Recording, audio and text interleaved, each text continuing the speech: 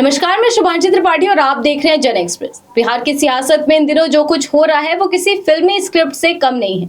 एक तरफ मुख्यमंत्री की कुर्सी बदल चुकी है, वहीं दूसरी तरफ असली ताकत किसके पास है, ये सवाल अब भी कायम है। आप जानते हैं कि बिहार की राजनीति में एक बड़ा उलटफेर हो चुका है। मुख्यमंत्री की कुर्सी अब सम्राट चौधरी के पास है, लेकिन असली सवाल ये है कि क्या वाकई सत्ता बदल गई है, क्योंकि नीतीश कुमार ने साफ कर दिया है, बिहार छोड़कर नहीं जाऊंगा, सरकार पर नजर रखूंगा, यानी कुर्सी गई लेकिन पकड़ अब भी मजबूत है। तो क्या ये सिर्फ सियासी रिटायरमेंट है या फिर कोई बड़ा गेम प्लान है? आज की इस रिपोर्ट में हम आपको बताएंगे नीतीश कुमार का असली प्लान क्या है और बिहार की राजनीति में आगे क्या होने वाला है। मुख्यमंत्री पद से इस्तीफा देने के बाद नीतीश कुमार भले ही औपचारिक रूप से सत्ता से बाहर हो गए हों, लेकिन उनकी हालिया बयान इस बात का संकेत दे रहे हैं कि वो बिहार की राजनीति से दूर नहीं जा रहे। राज्यसभा सांसद बनने के बावजूद उन्होंने साफ कहा है कि वो पटना में ही रहेंगे, बिहार के अलग अलग जिलों का दौरा करेंगे और सरकार के कामकाज पर नजर बनाए रखेंगे। अब इसे समझना जरूरी है कि आखिर नीतीश कुमार का ये कदम क्या इशारा करता है। क्या ये सिर्फ संगठन को मजबूत करने की कवायद है या फिर पर्दे के पीछे से सत्ता पर नियंत्रण बनाए रखने की रणनीति? दरअसल जेडीयू विधायक दल की बैठक में जो कुछ हुआ उसने कई संकेत दिए।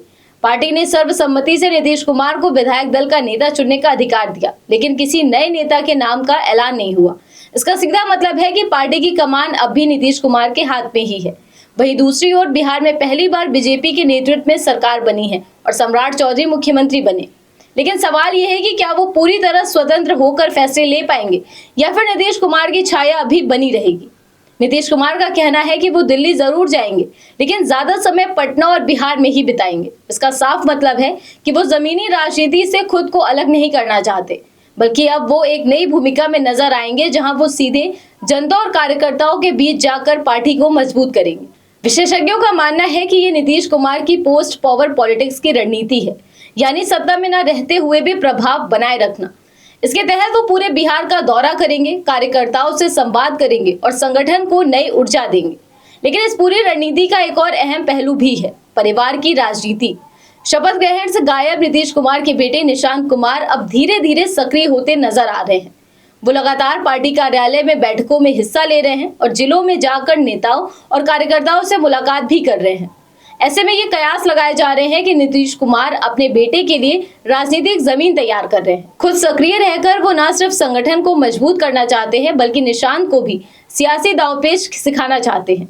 यानी एक तरफ सत्ता का ट्रांसफर हुआ है, लेकिन दूसरी तरफ सियासी विरासत को आगे बढ़ाने की तैयारी भी शुरू हो चुकी है।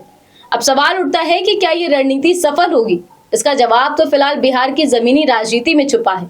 अगर नीतीश कुमार अपने पुराने जनाधार को बनाए रखने में सफल होते हैं और संगठन को मजबूत कर पाते हैं, तो आने वाले चुनावों में जेडीयू एक बार फिर मजबूत स्थिति में आ सकती है।